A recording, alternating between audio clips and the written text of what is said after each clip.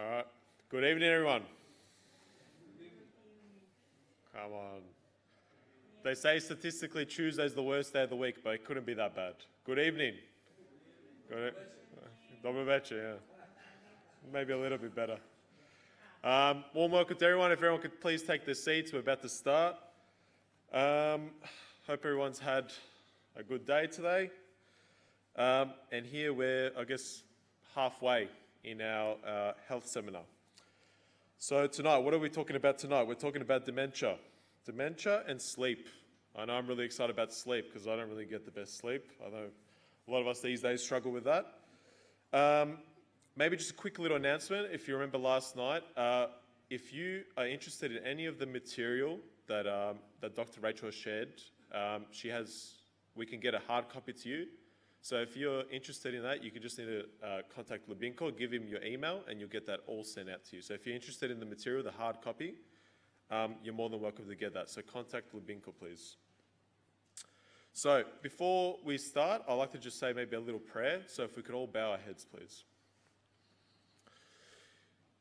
Dear Heavenly Father, we thank you for this day that we had, Lord, that you kept us safe in our travels, Lord. Lord, I just pray now that you may open our hearts and minds when we listen to the message tonight, and Lord, that you may speak through the speaker, Dr. Rachel, that you may speak through her and give her the right words to say, Lord. I pray all this in your heavenly name. Amen. Amen. All right, I'd like to invite you up. You can have the floor. Thank you.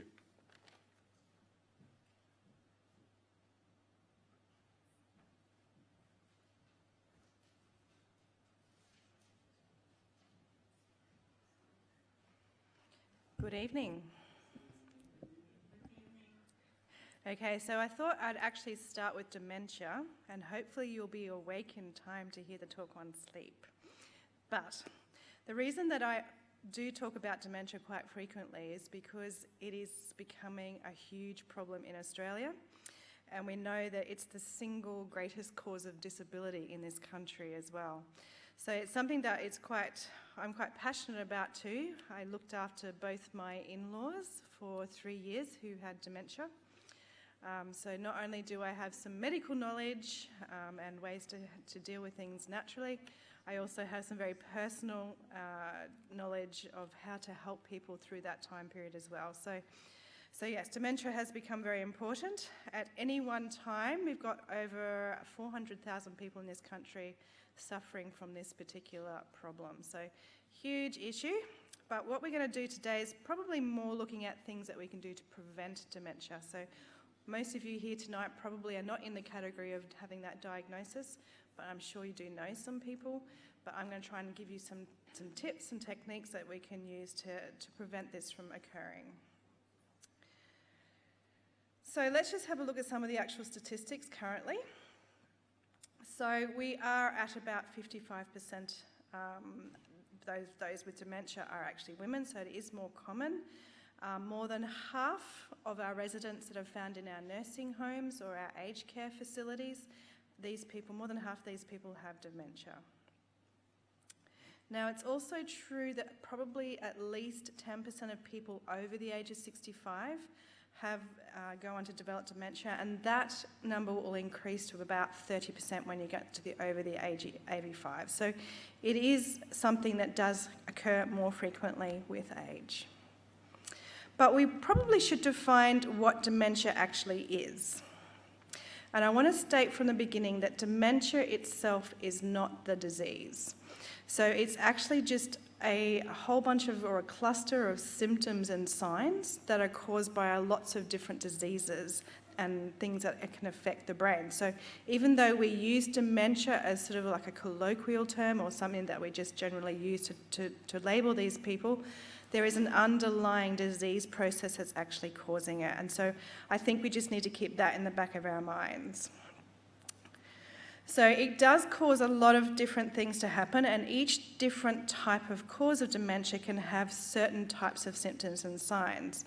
So it's just keep that in mind, because I know that we often think about just a few of the symptoms of dementia, but they don't always follow the same pattern. So So it certainly does change our thinking and behaviour. The other thing I want you to remember is this is not a normal part of ageing.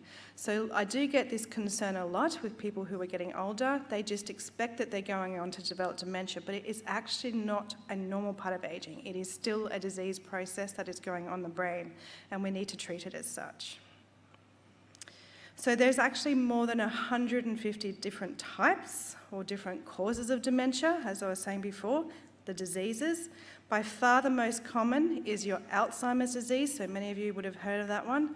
But there's also other types. There's vascular dementia.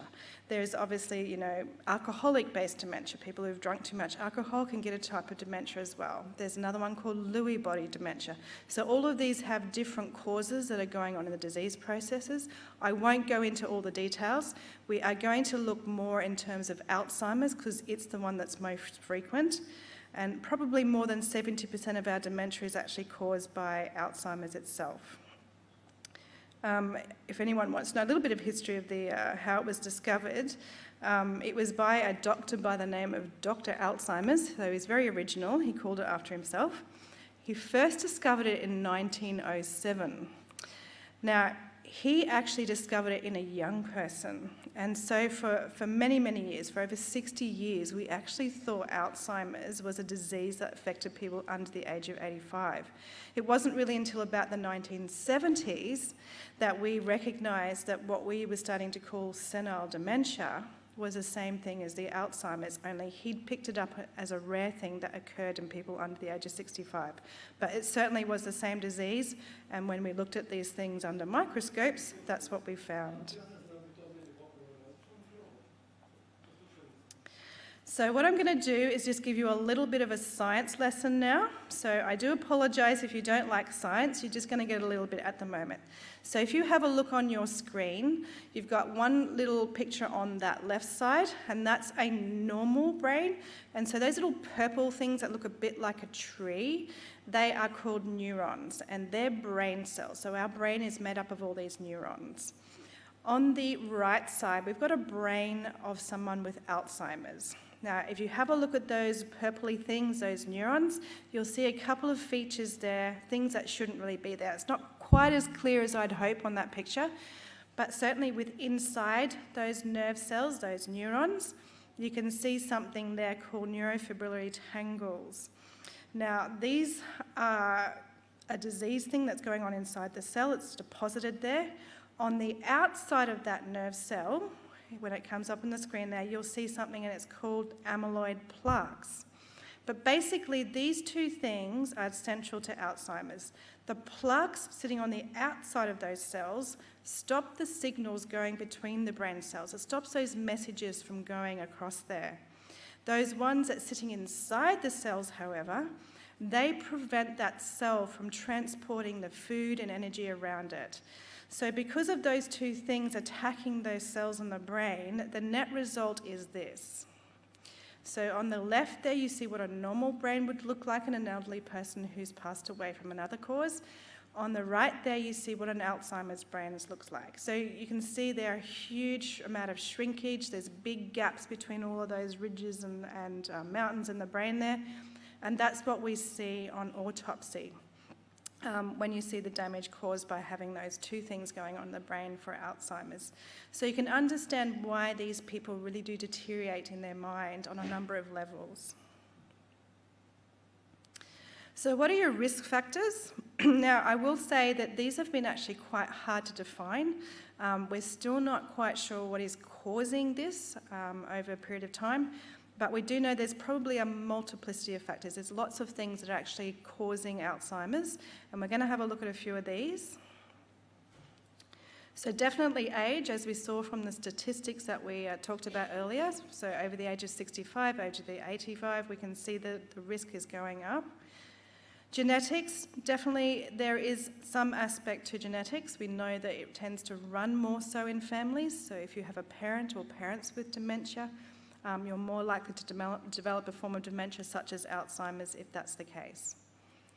Poor quality diet definitely has been found to be an issue. We will talk about this a bit more in detail, but too much saturated fats, trans fatty acids, another bad kind of fat, can also predispose or cause those brain cells to be more inflamed and obviously more reactive to environmental toxins as well.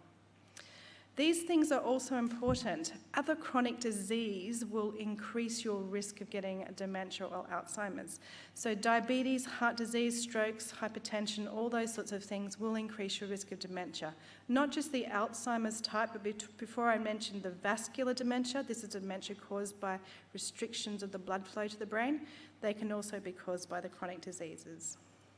Smoking is a big one, very strong link to both vascular dementia and Alzheimer's.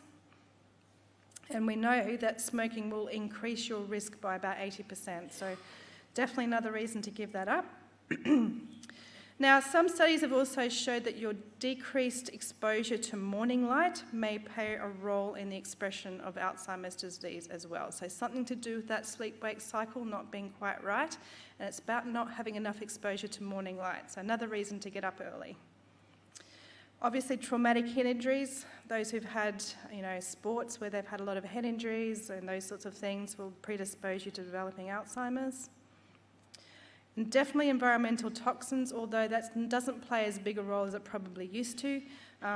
Things such as mercury, even chronic exposure to things such as aluminium or silicon can have an effect on the brain that can lead to dementia, but certainly not something that is common today. Now, what are the symptoms? I will probably look more at Alzheimer's here, even though the symptom clusters are slightly different between the different types of dementia. But it certainly does often begin with lapses in memory. So even though all of us have lapses in memory, for these people it becomes a lot more persistent. They will find it more difficult to find the right words for everyday objects. So that's definitely a problem. They also become quite vague. So when you're talking to someone who's developing dementia, it's a lot harder to engage them and to get them in that conversation and getting that to and fro in the conversation.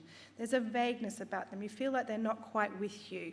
So that's something that can be a bit subtle, but something that you can notice. They're not as, they don't enjoy things as much as they used to. So things that they used to look forward to, going out maybe, or visiting with grandchildren, or just visiting with friends, they start to lose that enjoyment. And lots of other things, even little crafty things that they might have used to do, reading, whatever it is, they start to lose that sense of enjoyment, and that's another powerful indicator as well. Certainly difficulties with routine tasks. So an example, I always use my poor in-laws as examples, but because we notice this a lot. So just simple things like my mother-in-law would have a lot more trouble. She never used recipes to cook. She was, a Portuguese grandmother. She had all the recipes in her head, but as her dementia progressed, those recipes disappeared. She would use sugar instead of salt, or vice versa, or she'd forget to put ingredients in, or she'd forget that she was even cooking something at times and leave it somewhere where it shouldn't be. So all of those routine tasks that they were so used to all their life become more difficult, and they have a lot more trouble performing those. So forgetting well-known places or people, this tends to be more of an issue if you take them out of a zone that they're familiar with. So when they're living at home and they're in their familiar zone, they tend to find it a lot more easy to recognise who they're with and what's going on around them. If you take someone who's developing dementia out of their home, out of their familiar environment, you'll really get to see this. They'll sort of forget who these people are that they're with, or forget, things that they should be doing, all those sorts of things. It becomes a lot more obvious. Obviously, as it progresses, that will become, even in their familiar environment, they'll forget people they've known very well or places they've been to. So they'll be unable to process questions and instructions. And what this really means is doing more than one thing at once. So for instance, if I ask someone with dementia to read a sentence while they're walking down the aisle here, so just get them to walk along and read, they wouldn't be able to do both those things at once. Their brain wouldn't be able to process it. Another subtle way that you can see this is often, even though I must say, ethnic people tend to talk with their hands a lot, but if you got somebody to walk and talk at the same time, so if you're having a conversation with them and tried to get them to the walk, someone with dementia would struggle with that. They'd have to stop and talk before they could walk at the same time. So doing kind of a bit more complex tasks here becomes very noticeable. Reduced social skills, so that's another thing that goes on. So they just don't pick up on those social cues as well. They might not notice when people are more upset, or they might not pick up on things that normally they used to in the past. They also become a lot more emotionally unpredictable. They might cry a lot more easily. They might get more frustrated or upset a lot more easily. And in converse to that, they might become more joyous at things than they used to for very simple things. But they become much more emotionally unpredictable. Now, these things don't all appear at once, and they can appear at different stages across different things. And this will also, their abilities to achieve all these particular functions will fluctuate throughout the day. Particularly, you will notice it worse at night. It's called the sundowning effect. Obviously, they've been awake for most of the day, they've used up a lot of their energy, so their brain is at its worst capacity in the evening. So that's when you'll really notice it. Now, usually, as the dementia progresses, most people will die from the disease, but not directly. Usually it's an indirect cause, whether they get a pneumonia or something like that, and their body can no longer fight it all. In terms of the average lifespan from the diagnosis of Alzheimer's to their death, somewhere between 3 and 20 years, depending on when it was diagnosed, but the average is about 7 years in terms of the date of diagnosis and when they pass away from their disease. So how do we actually diagnose it? So I thought I'd just share a little bit about what we do. I don't want to make it too complex. Basically, we just invite them in, we take a full medical history, we look at any behavioural changes, any language or memory issues they may have. And when we examine them, we have a look at them, all their physical things, we look at some of the signs that might have in their brain when we're examining them. The other thing that we do is we do intellectual function tests. For instance, some of the things I was talking about where you get them to do 2 tasks at once. You test their memory, you test for lots of different things. You test them how they can draw a clock, for instance. So all of these things, we're just looking at how the brain is coping with everyday information. Now, we also do what we call a psychiatric assessment. We test their mental health. And if anyone was sort of looking at that list of symptoms, they may have astutely picked up that some of that stuff can overlap with depression.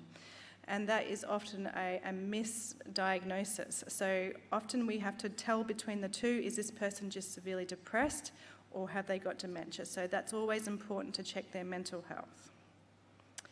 We do what we call neuropsychological tests, and basically that just is a very, very complex way of saying there's all these really complex brain functions, and they go through different stages. They start off with the easier stuff and so forth until they, get to the point where they can no longer perform, and that gives us an idea of how severe the disease is. We obviously do some blood and urine tests as well, just looking for their general health, and we do some brain scans. Now, these tests will help to eliminate lots of other things that may be contributing, even just some nutritional deficiencies such as B12, folate, iron. All of those things can actually be causing these symptoms and not necessarily be dementia. So we definitely have to rule that out. But we can pretty much make a diagnosis with about 80 to 90% accuracy just based on doing these tests. But the actual real diagnosis is not ever made unless they do an autopsy. We can't actually prove someone has Alzheimer's without doing an actual autopsy. Not that we tend to do that because we've got a pretty accurate way of measuring it with these other things, but ultimately that's how it's diagnosed. So what can we do? So my job today is to give you some helpful suggestions, things that we've found to be protective, things that we've found to help prevent dementia, and we're going to have a look at some of these. Plant-based diets, so we've talked a fair bit about this in other forms of chronic diseases, but we do know there is enough evidence now to say that it will decrease the risk of your cognitive decline, which is the decline in your brain's ability to function, and it will decrease your risk of Alzheimer's dementia as well. So in particular, what they look here is at the lower intake of saturated and trans fats. Now, both those fats are found particularly, obviously, in animal products, and particularly in many processed foods. So that gives us a bit of a clue there what might be causing inflammation in the brain. Certainly the higher fruit and vegetable intake, and with that comes lots more antioxidants and vitamins found in all the fruits and vegetables, but not so much in the animal products. So they're obviously very protective with inflammation in the brain. Now, physical exercise, we found higher levels of physical exercise, so those who are getting their huff and puff kind definitely associated with less decline in the brain function in older people, and it does slow down that loss of brain tissue. So even if you're developing dementia, having that exercise program will slow that progression right down. And the reason is, so the aerobic exercise there, the stuff that makes you huff and puff there, the strength, weight and resistant training is also really important to help with that. Now, the reason I think this works, I'll put a couple of things back there, sorry, is that they think it actually improves the blood flow through the brain, which again is going to, enhance the number of nutrients getting there and try and counteract the effect of some of those things going on those brain cells.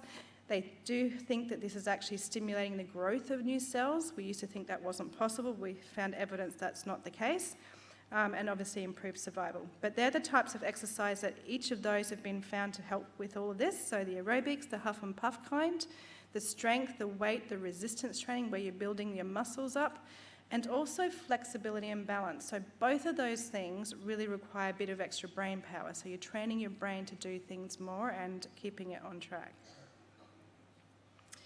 What about mental exercise? What do I mean by this? Now, there is a lot of research that's gone into this one, a lot of good studies that show that just by engaging more in mentally stimulating activities throughout your life will improve things for you. Better function of your brain, less decline of the brain over time, definitely reduces your risk of dementia. So not only does it improve the ability of the brain's reserve to compensate, it also prevents some of the damage. So it's a really good thing to make sure that throughout your life you do this. Now, some examples. This is what they've shown to really help. So reading or listening to the radio has been very good to keep the brain stimulated. Taking a course, learning a new language. So even at a ripe old age of 80, if you want to take a course and learn a new language, it's great for your brain. Playing an instrument or other art or other hobbies, so keeping that creative side going is really helpful as well.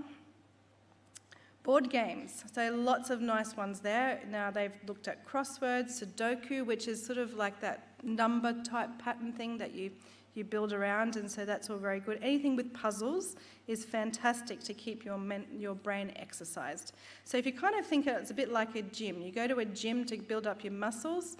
These are the things that you build up your brain muscle, so to speak. So keep your mind active. That's the key thing. Keep learning new things. Don't keep doing the same things over and over again. Find something new. Find something new to learn, I should say. Read something new. Learn a new language. Learn a new instrument. Plant a new garden. Whatever it might be. Keep your brain stimulated. Now, there's a really special chemical in the brain that I'm going to tell you about. It's a protein. Now, I'm going to call it BDNF, only because the name is brain-derived neurotrophic factor, and I don't want to keep saying that over and over again, but it's a really, really important chemical, particularly in this discussion on dementia. So its job is to help those brain cells survive. It helps them thrive, actually. So it's a really important thing. Helps to build new connections between the brain cells, helps them to grow new ones. So this BDNF is front and center in a lot of the technology behind dementia treatments. So we know that if you don't have enough of this or you have a low amount of this, it's associated with Alzheimer's disease, also associated with Parkinson's disease, multiple sclerosis, and a whole bunch of mental illness. So it clearly is a really important one. Now, at any one time, all of the cells in your brain, those neurons, are competing for this BDNF. They all want this thing to help them survive and thrive. So our goal is to increase this. Our goal is to bring this up so that we can provide more of this for our brain. So what can we do to help that? Regular exercise. There we go. So regular exercise, the cardio type, the type that makes us huff and puff, will increase your heart rate. It will increase your BDNF 300%, threefold. It will go up a huge amount. Even just with one single workout, it will increase it by at least 30%. So keep your workouts going. You will really increase that BDNF in your brain in a huge amount. Now, maintaining a healthy weight, the reason we say that is because we know those who are overweight or obese will have a much lower level of this BDNF. And we've also found that those who have small periods of fasting will improve the BDNF in their brain as well. So clearly it's linked to that. Avoid processed sugars and saturated fats. So these things will reduce the BDNF. So another reason to avoid those bad foods in our diet. Omega-3, things such as linseed, your walnuts. Another one is resveratrol, which you find in the red grapes. They will increase your BDNF as well, so include plenty of sources of that in your diet. Sunlight.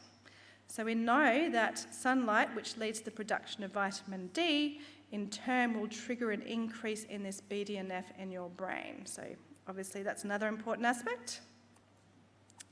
Stimulating social environments. So if we can get out, we need to be social, meet new people, get out of our usual routines, learn new things. All of these sort of stimulating social environments have been shown to stimulate that BDNF as well. Now, insomnia is another important one. If you're not getting enough sleep, your levels of your BDNF will decrease. So getting a good night's sleep will increase it, and it will reduce your risk of all forms of dementia. And we're going to talk about that in the next lecture. Stress. Stress will have an adverse effect. Any form of stress will lower that BDNF down. Now, alcohol is interesting. It targets the BDNF in a very specific part of the brain, and that's in the memory centre. So in the memory centres of our brain, that's where it gets targeted. So again, avoid alcohol. So moving on, let's have a look at some helpful herbs and helpful nutrients, things that can help to prevent and treat, potentially, dementia. So first one is a group of vitamins there. I've given you C, E, and beta-carotene, which is the precursor to vitamin A. There is some research that these antioxidants do offer definite protection against Alzheimer's disease. So rather than supplement, though, they're very easy to get. All your yellow, orange fruits, etc., your dark leafy greens, your nuts, and those sorts of things will provide that. All of your B group vitamins, your thiamine, your folate, your B12, those things are particularly important for brain health and memory, and deficiency of these is shown to increase your risk of developing dementia and Alzheimer's disease. Now, again, very easy to find these in your diet. These are the legumes, your nuts, your seeds, your leafy greens. B12 you can find in fortified products, or you can find them in eggs if you need to use a natural form of that. Now, blueberries and tomatoes, I've put them up there because they're a bit of a superfood when it comes to brain health and particularly dementia. Now, it's probably due to the amount of flavonoids or those nice antioxidants that we find in there. It's also interesting to note that blueberries themselves will increase that BDNF that we were talking about before as well. So it's one that actually scoots that up nicely for us. Now, tomatoes, not only do they have the beta-carotene, which we mentioned before, they also have that lycopene that we mentioned earlier this week that's great for prostate cancer, but it's also fantastic at preventing decline, the cognitive decline, the brain decline that you have with dementia. So it's better to always cook your tomatoes, though, to get the benefit of the lycopene. But yes, blueberries and tomatoes, include them daily if you need to. All right, what else can we use? Now, this is always my favourite part, the herbs. Now, celery and celery seed extracts. So we have used this a fair bit for things such as arthritis, but they have a unique compound called 3NB. In animal models, it was amazing. It really did improve both learning problems and any spatial memory issues. It reduced that plaque deposition in the brain that we were seeing early with the cells in the brain, and definitely some promising potential for both treating and preventing Alzheimer's disease. So celery and celery seed extracts, fantastic for that. So grow them in your garden if you have to. Fantastic to include in your diet on a regular basis. Now, ginkgo biloba, a really interesting history with this one. It's a bit of a living fossil. Has anyone ever seen a ginkgo biloba tree? It's a beautiful specimen. One of the interesting things I read about this recently was this tree was one of the few things that survived the Hiroshima bombings. They actually had about 6 trees within that 1 to 2 kilometre epicenter radius, and they survived the bombing. And they've just gone from strength to strength. Nothing else did, unfortunately.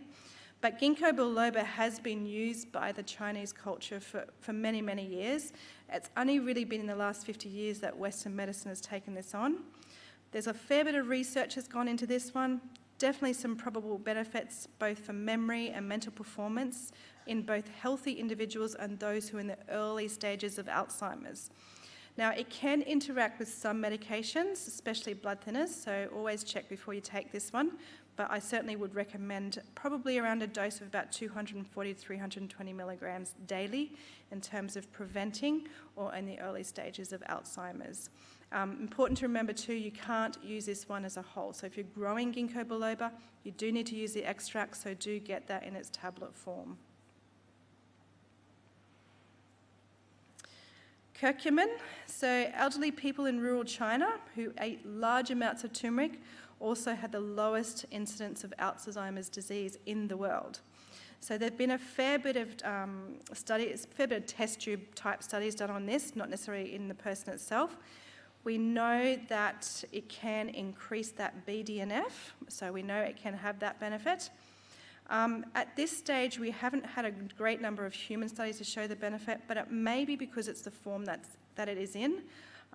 If we're using a form that's more easily absorbed, which I have on the screen for you, the thoracumin, you'll probably be more likely to get the benefit. And the dose here is about 300 milligrams. So rather than trying to eat bucket loads of turmeric, the thoracumin is a better form to use. There's a couple of other herbs that maybe have a role. There's one called brahmi, another one boswellia. So they may have, but at this stage, not a lot of strong science yet. Now, the final thing I want to share with you with regards to dementia is what I call the 10 Commandments, Caregivers' 10 Commandments. And it was actually a specialist who shared this with me. I believe it was a university in Adelaide that put this together. And it was my mantra, and I'm going to share it with you because I needed this when I was looking after two people with dementia in my home. And I know that all of you at some stage may know someone or may have to look after someone. So I'll share this with you. Now, the first one, obviously, agree with them, never argue. So these people, they just don't understand what's going on in the world, so there's no point trying to argue with them or reason with them. They're not able to do so. So obviously redirect them, don't reason with them, distract them, don't shame them over things that may be going wrong, reassure them, don't lecture them, reminisce, don't say, remember when, repeat, never say I told you so, say do what you can, never say you can't, ask and never command, encourage and praise, never condescend, and reinforce and never force. I remember a couple of stories, one story in particular I have with my mother-in-law. She was very obsessed with taking her medications every day, and she would always have her little tablets set out ready to take, and she would always forget that she'd had them. So we'd give them to her, an hour later she'd be back and she'd be distressed because she hadn't had her tablets, couldn't reason with her or show her that she'd already had them. So what I ended up doing was buying a series of multivitamin type things. I had a multivitamin, maybe a B complex, a vitamin C, and each time she'd come back to me, ask for tablets, I would just give her a vitamin so I could just distract her from the fact that she had forgotten to do that. But there was lots of other things, just simple things like she'd forget how to do different aspects of dressing herself, and I'd encourage her to do the bits that she could, and I finish off those that you couldn't. But it's the best way to manage this. Remember these sorts of things and how important these are, that they are still people inside. Even though their brains are failing, these people were once in the same position as you and I, with, working minds, working memories. And so our job is to make that time as easy as possible for them with their failing brains. All right, any questions, anybody? Might need a microphone or two.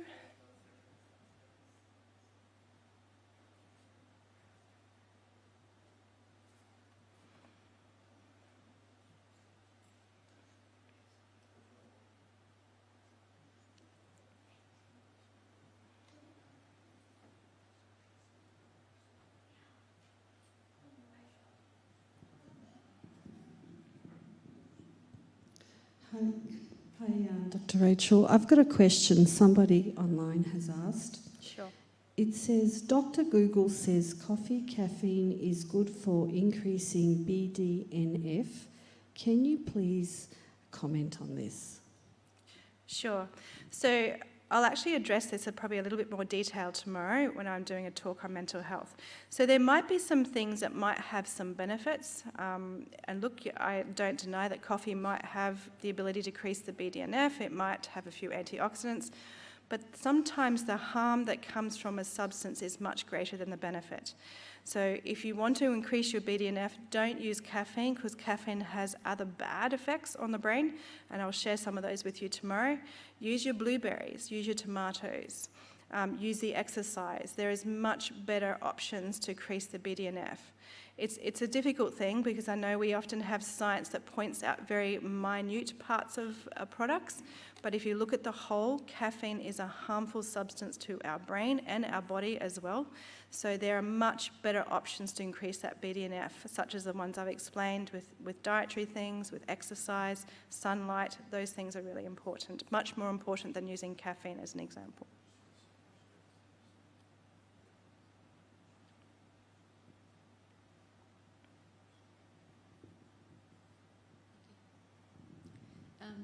I just wanted to ask, once those amyloid plaques are present, is that not reversible at all?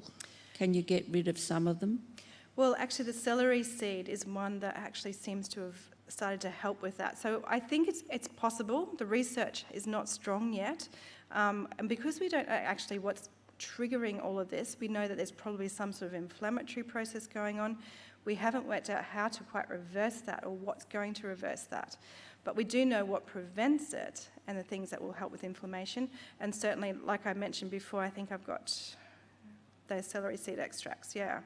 So definitely has some promising aspects to helping with the plaque deposition and things like that. So it's possible. I think we will get more and more of this as we study more herbs and more natural therapies. I think we'll be able to find that. The other thing that's difficult to judge with that as well is that we can't actually know what's happening in the brain until we do an autopsy. So measuring those things has to be done in animal models rather than human models. So it's going to be a bit more difficult to know whether we can, obviously things that happen in animals don't always happen in humans. But look, I think even just that celery seed is a really promising start to knowing that we can potentially reverse this. Yeah. Any other questions? One more. Is there a relationship between glucose levels and dementia? Yes. So both direct and indirect. So obviously high levels of glucose in your blood is damaging to the nervous system overall, is damaging to those brain cells. But we do know that diabetes is a significant risk factor for developing dementia. And there's probably, again, a number of factors, not just diabetes, but heart disease. So we've got restriction in the circulation. So if there's circulation issues, obviously you're not going to get as many nutrients into the brain. So it's not just the wrong kind of nutrients, as is in the sugar, but also not enough nutrients, as in not enough blood supply. So both direct and indirect, yeah. Okay, fantastic. All right. Guys, have a 5-minute walk around, and then we'll start the last one on sleep.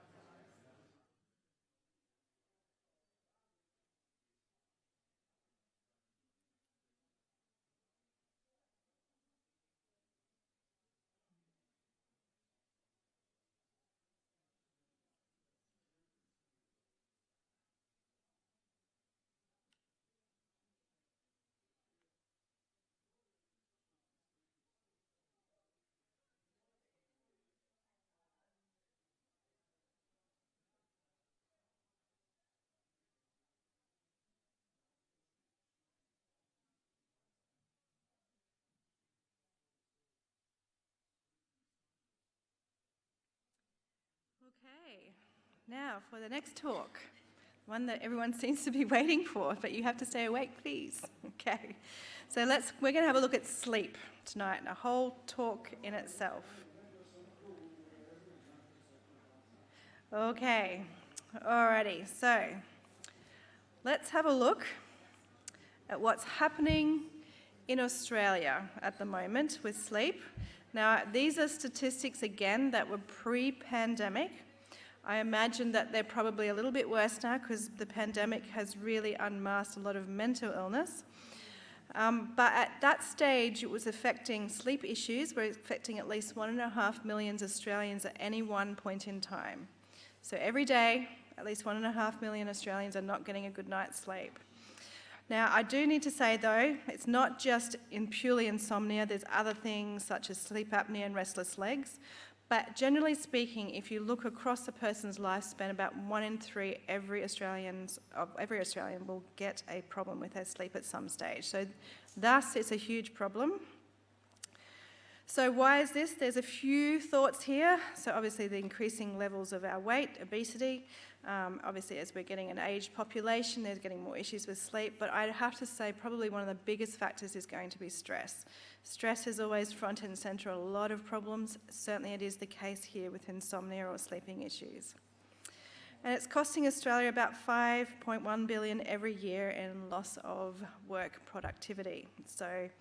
And obviously with other medical issues that can come with sleep issues as well. So, huge problem.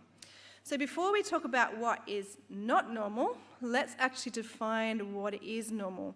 Often I will get someone who comes into my office and says they're not having a good night's sleep, and I have to work out whether or not that is the case, because sometimes it's just a thought and not an actual outcome of what they're actually doing. So what is normal? Now, newborns, so those who are under 3 months of age, we expect them to come into about 14 to 17 hours of sleep every night or every 24-hour period. Infants, so these are the ones that are getting a little bit older, from 4 to 11 months. These are 12 to 15 hours in a 24-hour period. Toddlers, we're going down to about 11 to 14 hours. Preschoolers, 10 to 13. School-age kids, about 9 to 11. Teenagers, 8 to 10, although there is a little bit of research lately that's just sort of suggesting they may need more sleep than that, potentially, going back to more the preteen years. Adults, so those under the age of 65, we're looking probably around the 7 to 9 hours and considered a healthy amount of sleep. But look at the older adults. It's about 5 to 8 hours. There is even some researchers who believe that maybe as even low as 3 to 7 hours a night is considered normal. So there's lots of other things that we need to consider. It's not just the number of hours, but how much time you're actually sleeping when you are, or how much time you're asleep whilst you're in bed as well. And that's called the sleep efficiency. So, for instance, as a general rule, about 85% of the time that we're in bed, we're meant to be having that sleep. So it's actually okay to wake up through the night as long as you're falling back to sleep relatively quickly and getting that 85% sleep efficiency.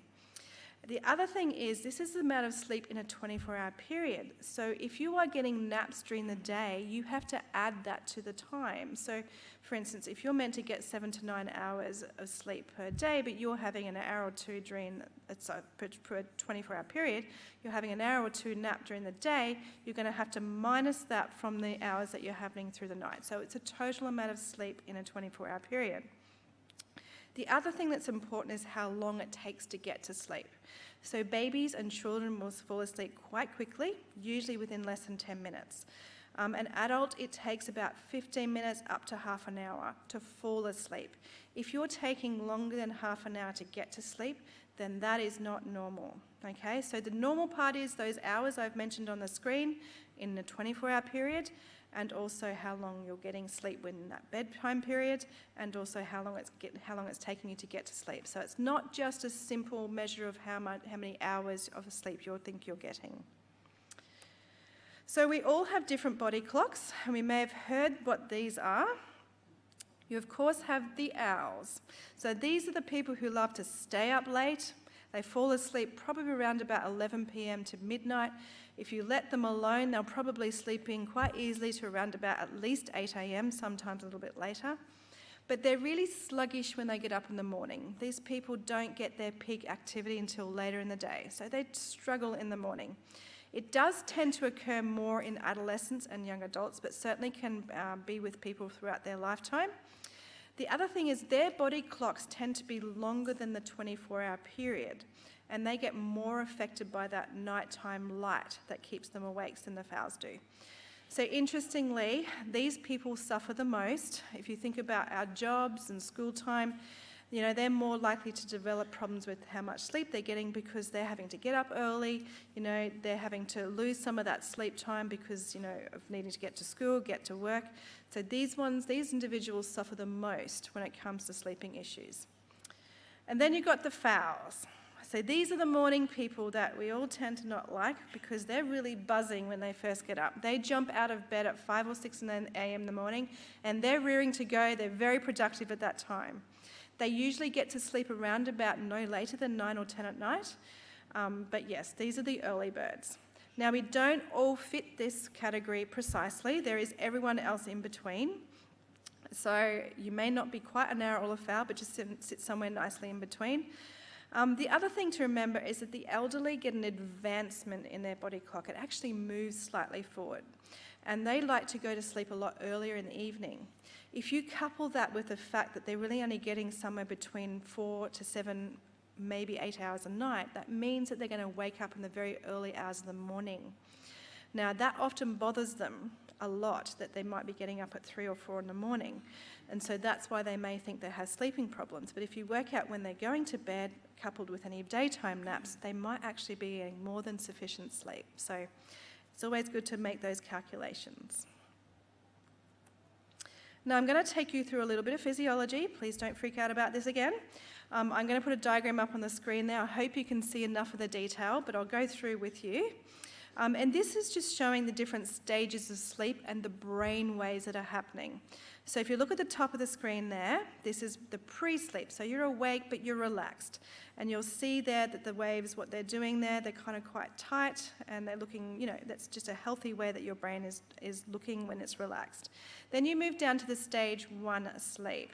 Here, this is when you're sliding into your sleep. It can take quite a few minutes there. Your heart rate's starting to slow down, your breathing, your eye movements, your muscles are relaxing. You might get a bit of an occasional twitch in your muscles, but the brain waves there are starting to slow down. They're not as tightly compact together. Then you go to the stage 2 sleep there, and this is the light sleep that you're in before you get into the much deeper sleep. It's still quite easy to awaken you from this stage, but there's just further slowing and further relaxation of all those things. Your body temperature will start to drop as well. The eye movements really slow down again. But the brain activity has just kind of got a few brief little bursts of energy. But that's all normal part of stage 2 sleep. You will spend a lot more time in the stage 2 sleep in the repeated cycles throughout the night than any other stage. The next 2 stages, I'll kind of lump them together. This is your deep sleep. This is where you get your physical recuperation. Your body does all its repairing when you're there. So it occurs in longer periods in the early part of the night and then shorter periods as you go through the rest of the night. It's when your heart rate is at its slowest. Your breathing and your brain waves and everything is at its slowest, and it's very difficult to awaken you when you hit your deep stages of sleep. Now, there's those stages, but there's another kind of sleep that you have. Those first 4 are called non-REM, rapid eye movement. That's REM stands for rapid eye movement. There is a different kind of sleep called rapid eye movement that happens in our cycles, and I'll show you a bit more of that on the next screen. But this occurs about 90 minutes after you fall asleep, this rapid eye movement. And literally, if you look at someone in this stage of sleep, and you sometimes can see this in babies if you're watching them, their eyes will move rapidly from side to side whilst they're asleep, underneath their eyelids. Now, that brain activity, if you look at that screen again, you'll see it's kind of similar to what it was like when you're awake.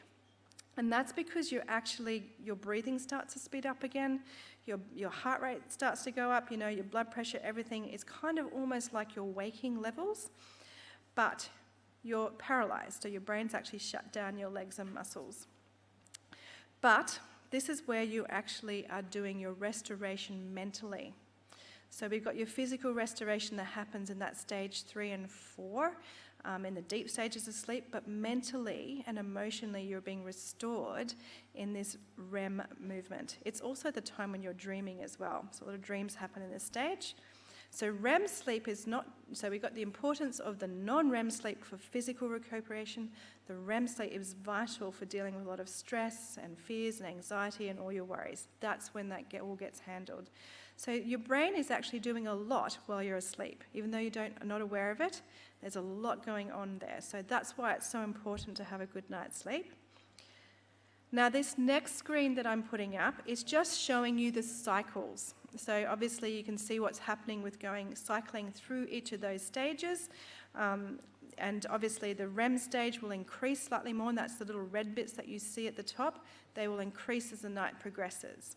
So that's how you go. You probably have about 4 to 5 cycles of these things throughout the night.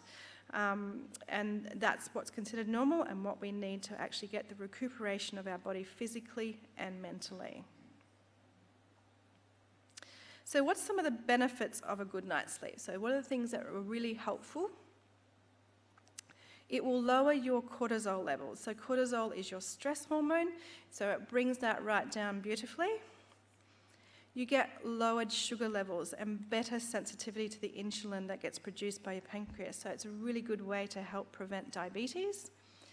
Now, we did mention this hormone yesterday. This is the leptin. You get higher levels of daytime leptin, which is a hormone that helps to suppress your appetite. So it's also going to help you from seeking bad foods. So if you're a poor sleeper, you're going to have your appetite's going to be a lot more, and you're going to seek more bad foods, or greater option. You're going to seek more of the worst options of food throughout the day. Now, it can also lower your blood pressure, and it improves the circulation, particularly through your arms and legs while you're asleep. You get improved stamina, and you also get better recovery time for your cardiovascular system, your heart and blood vessel system. It's the time when your brain is actually doing a lot of learning. It enhances your learning significantly. Really good for memory, concentration, all of those things are really important. A sleeping brain is still a learning brain. And I often tell students who are trying to cram that the best thing they can do is have a good night's sleep, because their brain will consolidate all the information they have learnt. There is no point doing all-nighters. You will not remember, you will not consolidate that learning experience. So a sleeping brain is still a learning brain. It's been shown to improve your ability to learn languages, musical instruments, and mathematics. If you're a poor sleeper, those things become a lot more difficult. So it improves the speed at which your brain can process things. So it definitely improves your daytime alertness, and those with a bad night's sleep can tell you, it's very difficult. You're a lot slower, your brain's not processing as well, so it definitely does improve with that. It even improves your ability to repair the mistakes that happen in your DNA throughout the day. So every time your cells are dividing, little mistakes do appear in the DNA. At night, the repair happens whilst you're asleep, so it improves your DNA repair. It increases the production of special anti-cancer chemicals called cytokines. So they're very important when we are asleep. They start to increase those. It definitely improves your immune function. And overall, we know that it really does help with well-being and happiness. So mental health is a really important aspect of sleep. So what is insomnia? What exactly is it, and how are we going to define it? Before we talked about what was normal, so let's define what's not normal. Now, for the most part, I just want to say again, insomnia, just like dementia, is not actually a disease. It's a symptom and sign of something else that's going on. Although, as we develop insomnia and it becomes a very chronic issue, we tend to treat it like it is a disease. But initially, there may be even root caused, whether it's stress or some other cause, you may have even resolved that. But because of the poor habits that you've set up, those learned behaviours will continue. So let's have a look at some of those. There's 2 aspects to insomnia. The first one is poor functioning at night. So this includes trouble falling asleep. So those people who can't fall asleep in under half an hour. You're waking up too frequently and you can't stay asleep. So you might be getting up waking up frequently throughout, maybe every couple of hours, and it's still taking you a long time to fall back to sleep. You might be just getting up too early. You're getting to bed at a reasonable time, but you're not getting in that 7 to 9 hours, and you're waking too early. And the key to this is you get up unrefreshed. So at the end of the night, you wake up early or later in the morning, but you don't feel like you've had a good night's sleep. And that's the key to the poor sleep functioning at night. But there's another aspect to this, and that is there's poor daytime functioning. So you get fatigue, lack of energy, there's some daytime sleepiness. All of those things are important. Poor concentration and memory. Definitely, your mood, and there's mood issues, irritability, all of those things happen with poor daytime functioning. Not as motivated, don't enjoy things as much. You get a lot more errors and accidents happening with work or driving, for etc., as an example. So you can see there's two aspects here, poor nighttime functioning and poor daytime functioning. They both have to occur to have that diagnosis there. And they're equally as important. If you're not functioning well during the day, then you're not going to have a great night's sleep, and conversely, the opposite is true. So, the other thing that happens is something called a sleep debt. From all of this, we need to look at what sleep debt you're building up. Now, with chronic insomnia, if you think about the concept, if you're only getting 1 hour less per night, say if you should be getting your 8 hours every night, but you're only getting 7. By the end of the week of 7 days, you have lost 7 hours of sleep. So you've almost accrued 1 day, full day of a sleep debt, haven't you? One full 24-hour period. So, and then if you do that over a long period of time, you accrue a serious sleep debt. And this is what we look at in terms of health outcomes, is what happens with this sleep debt. And we're going to have a look at some of those factors. Psychologically, there are a number of issues that happen with the sleep debt. You get far more irritable, more easily angered, definitely not as motivated, you have lack of spontaneity, very listless, just haven't got it anymore there. The mojo, as you would say, has gone. Very much more likely to get high tension and emotional distress with it. You're not as productive, either at work or at home, and not as efficient. Definitely not as alert, so that's a really important one. Learning, memory, concentration, all of those are badly affected. You also don't perceive social situations quite as accurately as you should. You might not see them as things that are truly happening. You may misread the things that are happening around you, so your social interactions become a lot more difficult. You don't have as much reasoning power. It takes a lot more to make sense of things. You won't make as well, your decisions won't be as good. The other interesting thing, it impairs your moral judgment. Okay, so all of these things are the psychological associations with a sleep debt. What about the muscles and the nervous system? Let's have a look and see what happens there. You can develop a really fine hand tremor, so it's not a hard sort of shake, it's more of a fine hand tremor. You have difficulty focusing your eyes. Your eyes have a lot more of a problem at sort of focusing on the finer things. Much more heightened sensitivity to pain. And often this is a really hard one because often pain is stopping sleep, but a sleep debt increases the pain, so it's a bit of a vicious cycle. Definitely become more intolerant to noises. So simple noises that before wouldn't bother you become a much bigger issue. Slower reflexes. Certainly we'll see that in things such as driving. You actually get more weakness in the muscles. Definitely having the fatigue there, and headaches, of course. So that's what happens with the muscles and the nervous system. What about the immune system? What happens there when you have a sleep debt? So studies have shown that a decrease in immune function and an increase in inflammatory markers when you're sleep deprived. So lots more inflammation. And it's interesting, these things actually stay in place even when you've restored your health for several days afterwards. So even though you may restore your sleep function, it takes several days before your immune system comes back to normal again. And of course that will increase your risk in developing a lot of different viruses and cancers, autoimmune diseases. The cardiovascular system, you'll get a much higher blood pressure at night if you're not getting a good night's sleep. And it certainly does increase your risk of heart attacks and strokes and abnormal heart rhythms as well, so overall increasing your risk of heart disease. A couple of other things. This is the endocrine system, your hormone system. You obviously get much higher levels of the cortisol, that stress hormone, at night. You also get much higher sugar levels and decreased sensitivity to insulin, which will increase your risk of diabetes, of course. And before we talked about the insulin sensitivity, obviously if you have that issue with risk for diabetes, and the leptin levels, which again we mentioned before about those food-seeking behaviours, the appetite. If you don't have enough of that, increased appetite, increased poor food-seeking behaviours. DNA code, we mentioned before the importance of sleep in terms of repairing our DNA. If you're not getting enough, you won't repair those mistakes. You'll have a lot more of them going on to the next day and the next day. So, what are the causes of insomnia? I could probably do about 6 lectures on the actual causes of insomnia.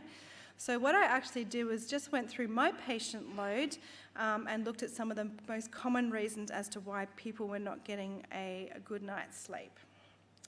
So, stress. That has always been the number one. So obviously, you know, we've got poor life-work balances. There might be other things going on, whether we're rushing around, job stresses. There might be financial stresses. There could be, you know, family breakups, you know, a loss of somebody in the family. All of these things build into that stress model in terms of what it's doing to us. Now, even if we don't have stress, we may have developed poor sleep habits from having stress before, but some poor sleeping habits here. What am I talking about? Irregular bedtimes, irregular waking up times, maybe napping throughout the day, and napping for too long. It's okay to have a small little nana nap, but certainly not too long.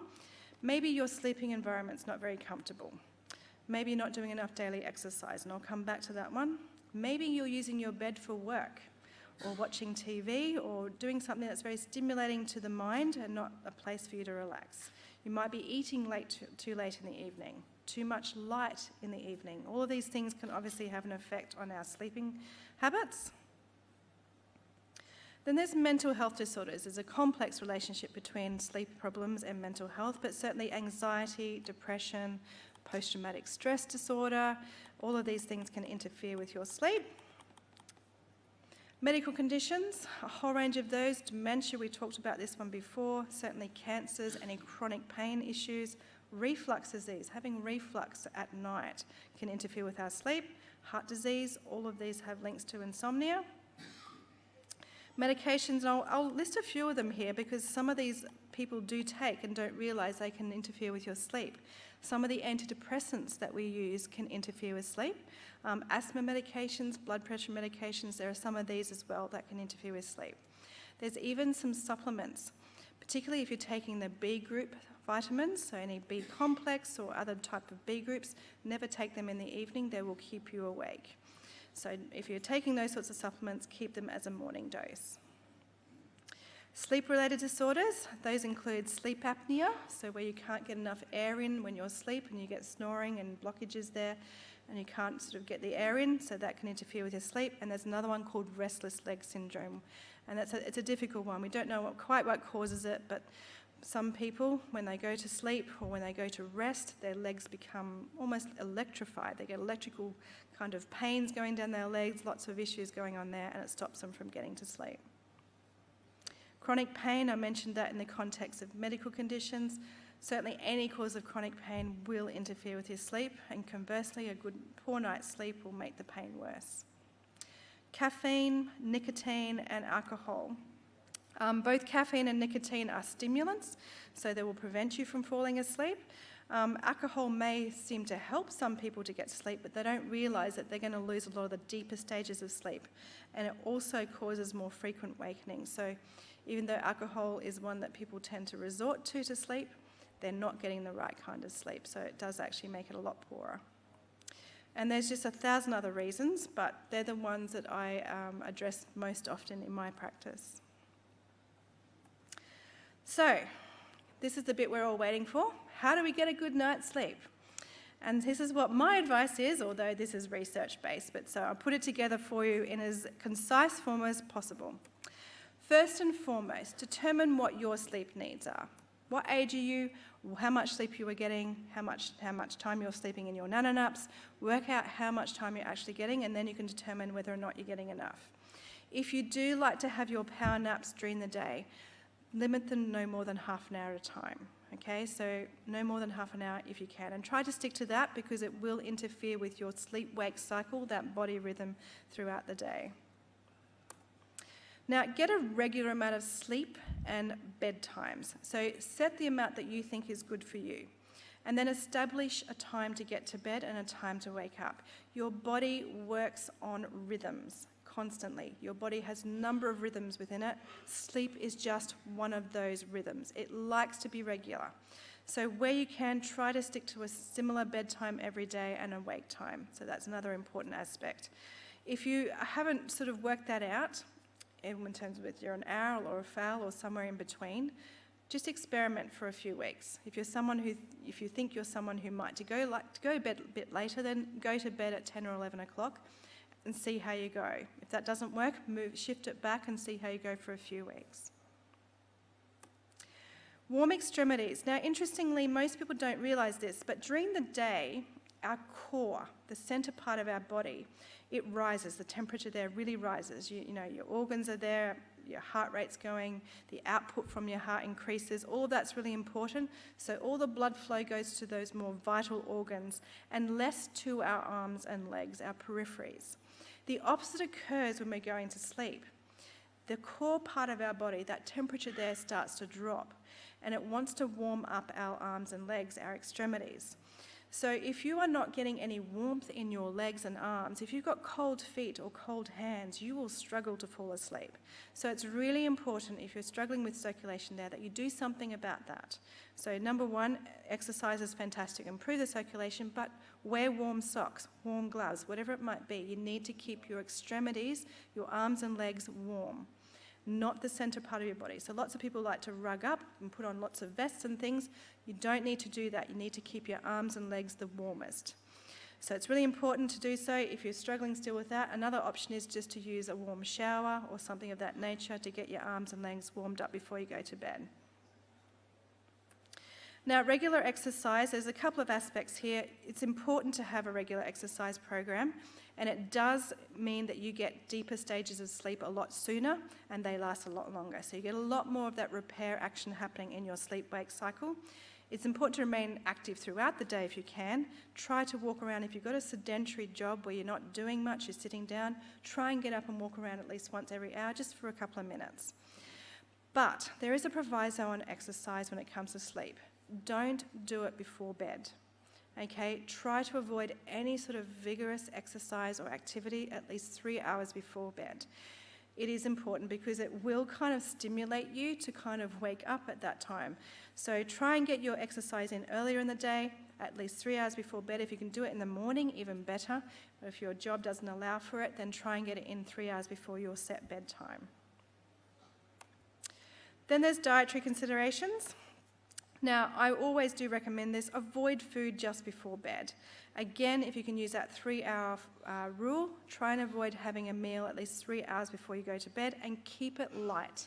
Don't make it a heavy meal. You don't want the heat in your abdomen to be pulled into there. You want that core body temperature to cool down. If you're trying to digest, it will keep the heat there and it won't warm up your extremities. So keep your meal light and keep it easy at least 3 hours before bed. Of course, avoid your caffeine, your nicotine, which is stimulants, and your alcohol as well. It will interfere with your sleep. The other thing is avoid anything salty in the evenings. And the reason is it actually affects that circulation thing that I was talking about into your arms and legs, and so you won't be able to get them warmed up as well. So avoid anything salty in that evening meal. And of course, converse to that is to increase the fluids that you have throughout the day, to improve that circulation in your peripheries or in your extremities at night. Getting adequate sunlight. So sunlight really does help us to reset that sleep-wake cycle if we've got issues there. Now, preferably, it's the morning light here that will do the best job. So if you can get out in the morning, you don't even have to do your exercise then, but just make sure you have that early morning exposure between about 7 and 8 o'clock. Make sure you get at least a good half hour out into the morning light, that good blue light exposure. It will help to reset that sleep-wake cycle nicely. The other thing that's really important is turn off all the unnecessary lights at night, at least half an hour before bed. Dim the lights if you can, if you've got that ability, or just turn off as many as you can. You want to avoid that blue light spectrum, and that's on all our devices, whether it's TVs, phones, iPads, any sort of media type things we're watching. All of these are blue light. I don't know if you know this, but on your phones you have the ability to change your settings to a yellow light spectrum, and you can set it on a night shift so that it converts it from the blue light to the yellow light. It's not perfect, it's an imperfect system, but it will help that exposure if you're still having to use that screen in the evening in terms of the amount of blue lights. But yes, if you look in the settings of your phone into night shifts, it can do that for you. Make sure you've got good mental preparation throughout the day. If you're someone who likes to be organised, organise things, make lists, accept any adversities that you can calmly. Don't stress about the things that you don't get done. The old adage, don't let the sun set on your anger, so it's really important to not hold on to grudges. If you have really serious emotional stresses in your life, though, I would suggest that you obviously get some counselling for that as well. So relaxation before bed. Here, this is a little bit more difficult to achieve because most of us, by the time we get home from work, we're still running around trying to get everything done. But it is really important for about an hour and a half before your bedtime that you get into that mode. So this is when you really want to start doing those relaxation things. So what this means is do anything that's particularly stimulating, and I'm talking here even about any sort of tense literature or very stimulating literature, TV programs, whatever it might be. We've got to stop that at least an hour and a half before bed. If you've got a family, this is a great time to have some quiet family time. Obviously, if you have spiritual commitments, this is a fantastic time to pray, to read something spiritual, spend a bit of time with God. If you like listening to music, this is a great time, but relaxing kind of music. You don't want anything that's going to stimulate you or, pull you up into a more agitated state. But an hour and a half before bed. So it's not something that you can do just for 15 minutes. It's something that you need time to do. And make that a part of your daily time to get that relaxation in before bed. Now, you need to create the environment for sleep. What is your bedroom like? Has it got lots of, lights in it? You want to keep the bedroom as dark as possible with minimal amount of lighting. The bedroom is for two, or the bed is for two things, sleep and sex. You don't want to take in there any work. You don't want to take anything that's too tense. You don't want to take your stresses in there. Leave your stresses out, okay? You want to go to that room and know that that's a place that you can have quietness and that you can relax. So really do create that environment for sleep. Another thing is if you have a digital clock in your room, get rid of it. Because it's something that if you've got an insomnia problem, I know this for a fact, you will watch that clock. It will be there and it will be a reminder that you haven't gone to sleep. Get rid of it. You don't want to have anything that's putting stress on you. Keep the bedroom minimal light, minimal noise. It's a relaxing environment. And finally, this is sort of just an adage there. If there are any underlying medical conditions, if you do have some medications that you're not sure whether it's interfering with your sleep, get this stuff sorted out. If there's an underlying mental illness, it does need to be treated. Sleep will not come unless you treat these other things. Now, for those who like some Bible promises, I've put a couple up on the screen here for you. I always find this helpful and reassuring. He, that is God, gives sleep to his beloved. That's found in Psalms 127. In peace I will lie down and sleep, for you alone, Lord, will make me dwell in safety. I'm hoping that's coming up on the screen. Yep. When you lie down, you will not be afraid. Yes, you will lie down and your sleep will be sweet. And that's found in Proverbs. Now, what are some lovely herbs and supplements that we can use? And I do use these. There's some really nice, simple remedies here. And this is more for people who may have already overcome their stresses, but they've just got some really poor sleep habits that they haven't been able to counteract. So let's have a look at these. Does anyone know what that flower is on the screen? Passion fruit? Yes, so it's actually from the passion flower herb, which is actually from the passion flower fruit family, absolutely. It's a beautiful flower. In fact, you would grow it sometimes just for the flower alone, let alone for the herbal remedy. So passion flower is probably front and centre. It's the number one that I would use to treat sleeping issues. So lots of people will resort to valerian as the first one. This is specifically indicated for insomnia. This is the one that has the most benefit. It does provide some lovely sedative properties. It certainly is not one that will work like a sleeping tablet, but it's great for restlessness, irritability. It can even help with some pain relief as well. So for those who've got some chronic pain and that's part of their insomnia issues, passion flower is a beautiful herb to use. Skullcap. So this is a herb that also has some sedative and restorative functions on the nervous system, a really nice nervous system tonic. Certainly does help with any exhaustion or fatigue, anything that's really debilitating for you. It's a nice one to add in there. Valerian is my number 3 on the list. It's most famous for its tranquilizing properties, but I don't find it quite as good as the passion flower. But it's really good for anxiety, any sort of nervous tension stuff as well. I would normally combine those 3s when I'm using a sleep formula. I combine those 3 plus probably some hops as well, which is the next on the list. So a long history here of helping both anxiety and insomnia. It can also help a bit with the pain management as well, along with the passion flower. Now this is a really old-fashioned remedy, used a lot throughout Europe, is the chamomile tea. Good old-fashioned chamomile. It is a really nice one that helps to sort of slow the mind down, does help calm things down. It's a very gentle sedative. It's one that works really well with children as well, so it's a fantastic one to include. So it's a lovely one to have before bed. It's also fantastic on the gut as well, helps with digestion. And lemon balm, so very good for restlessness, anxiety. It does improve sleep quality in the research, especially when you combine it with other ones such as valerian. Now the last one on that list is magnesium. So when we're under stress, we tend to use up a lot of our magnesium in our body, so it's really important that we keep that going and we keep high waves of that. So magnesium has been shown to improve our sleep quality by increasing the amount of that slow wave sleep, that restorative sleep. It also helps to decrease the stress hormones as well. So it's a great relaxing mineral, and sometimes we just use this as a supplement on itself to help with insomnia. But if you want to get it naturally, it's very easy to find in your whole grains, your nuts, your seeds. Seaweed's another good source, soy is another good source.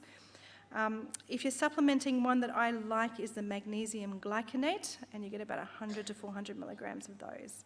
If there's anybody who likes aromatherapy, so using essential oils, so this is not something you ingest, but rather you would diffuse it through a diffuser, or you can dilute it down to about less than 3% in some oil and rub it on your skin. The oils that are really helpful are lavender, chamomile, cedarwood, marjoram, lemon balm and basil. So those ones are fantastic for sleep. I will say though, by the way, when you're taking herbs for sleeping issues, it's not something that you have just before you go to bed. It's something that you use throughout the day. Sorry, I'm just going to have to get a drink.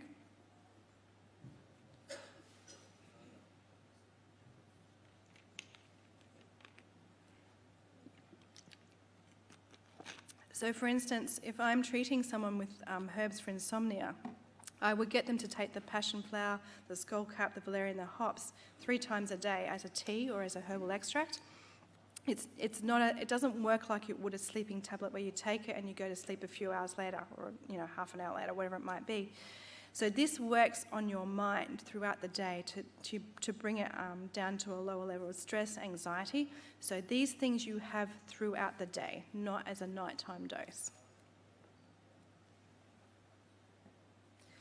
So the next one I want to talk about is melatonin. So this melatonin, it's a hormone that our body produces in the pineal gland, which is right in the centre of our brain, in the midbrain region. Now, our production of melatonin does decrease with age. Elderly people probably secreting only about half the amount that young people do. Now, this is particularly low also in those who've got Parkinson's disease or Alzheimer's or other forms of dementia. So unfortunately, melatonin is one that does get affected by those diseases in particular, and also with age. And we know that the quality of sleep is really linked to the amount of melatonin that you do produce. We also know that melatonin is a very powerful antioxidant, so very good at preventing cancer and anti-aging benefits as well. So I do often recommend supplementation in those who are older and are struggling with sleep, and there's no other causes I can find for it.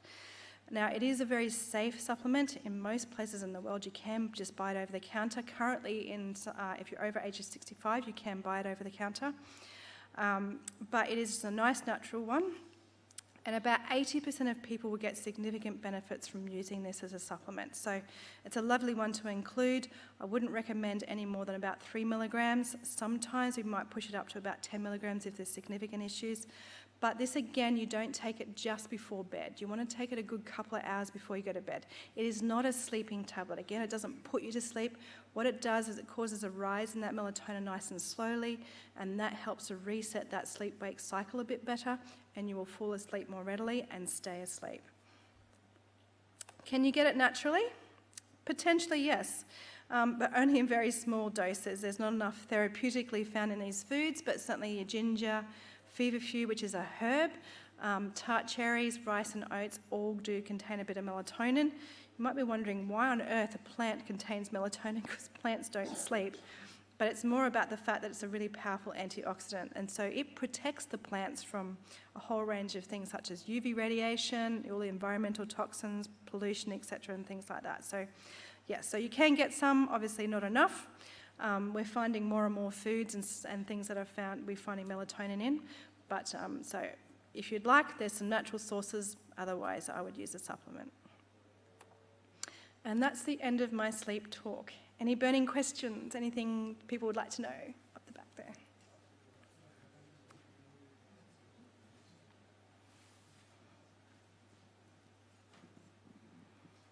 Hi, Dr. Rachel.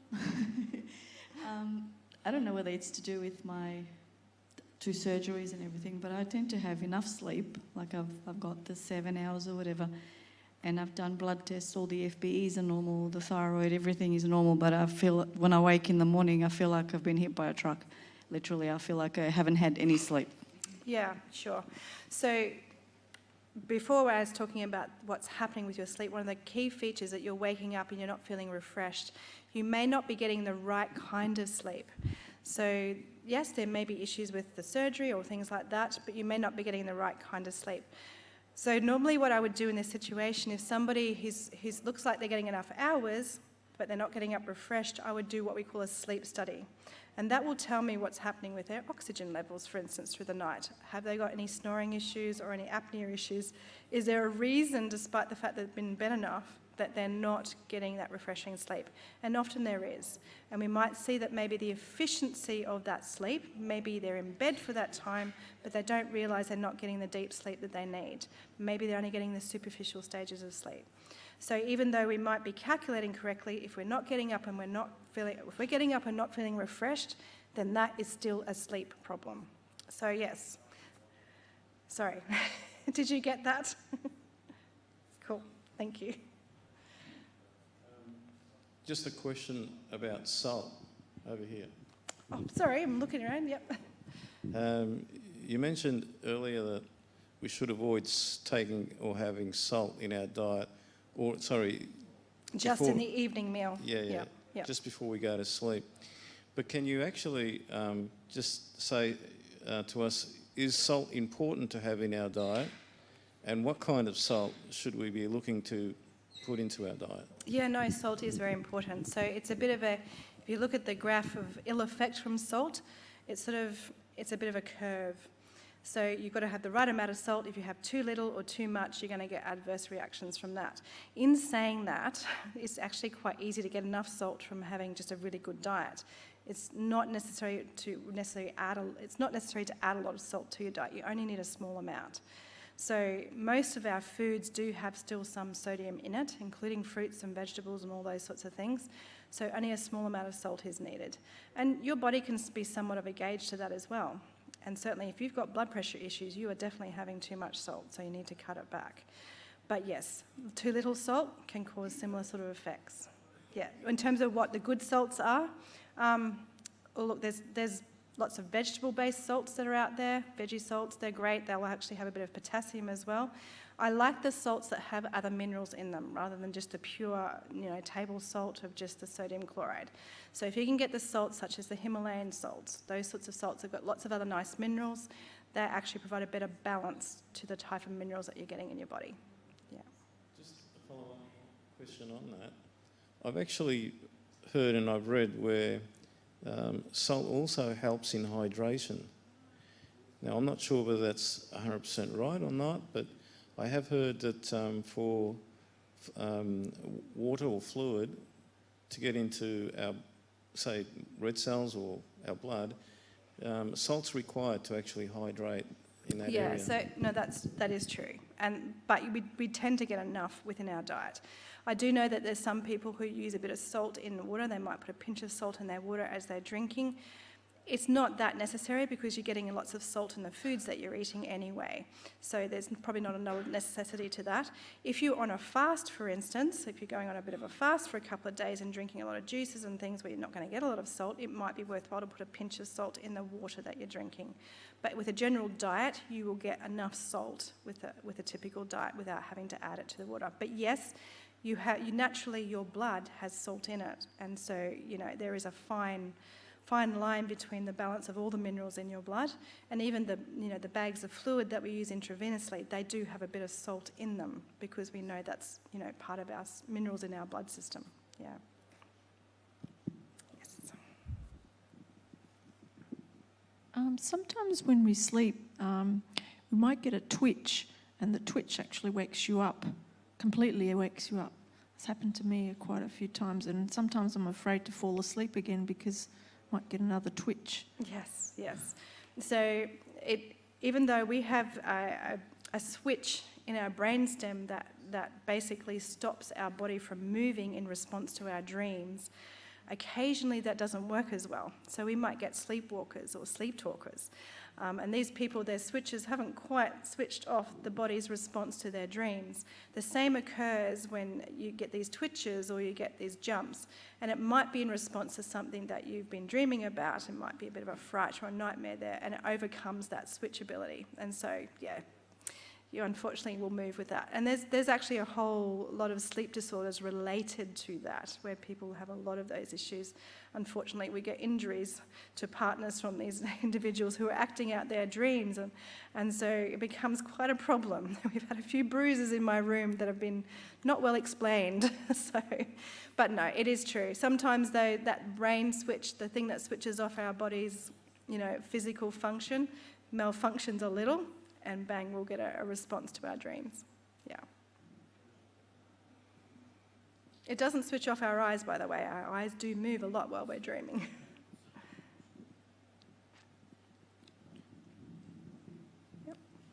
Yep. Just a quick question. It's probably a good idea, of course, to remove all TVs and computers and everything from your bedroom. But in regards to, I'm not sure if you've come across any study about Wi-Fi. Yeah. Well, I've got Wi-Fi in my room. I usually switch it off. Yes. Sometimes I might forget. Now, I don't notice. Sometimes I forget. But how does that react with your quality of sleep? Yeah. There is a little bit of research behind EMFs, electromagnetic fields. Clearly, Wi-Fi is one of those. But we're in houses now that are full of these technologies that are emitting EMFs. There definitely is a possibility that can interact with our brain function, in particular sleep.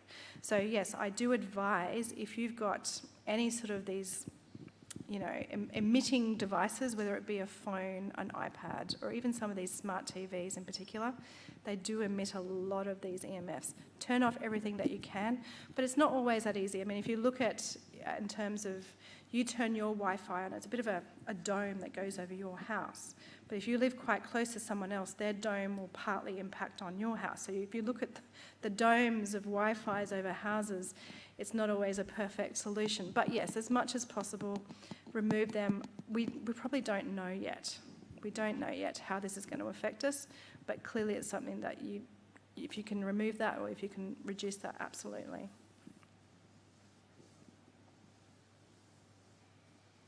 Okay. All right, guys, we've got one more night tomorrow. Tomorrow, I'm going to delve into mental health and spiritual health. So I encourage you to come along, bring your friends. We're going to look at what we can do to improve our brain function outside of the dementia type thing. We're going to look at how we can improve our mental health and our spiritual health as well. So come along to that, and I'll leave it to you. Thank you, Dr. Rachel, for that message. So we all going to sleep good tonight? I know I am. I'm going to sleep like a log. So like Dr. Rachel said, we'll see you tomorrow night. Just before we finish the program, we'll just have a quick little prayer. So if we just bow our heads. Dear Heavenly Father, Lord, we thank you for this opportunity to have this message by Dr. Rachel, teaching us about our health. Lord, I just pray now for our travels home tonight, that you may keep us safe, and we may all see each other here tomorrow at 7 o'clock, Lord. Pray this in your heavenly name. Amen. So once again, just a little reminder, invite your friends and family tomorrow for the health series, and yeah, we'll see you tomorrow night. Thank you.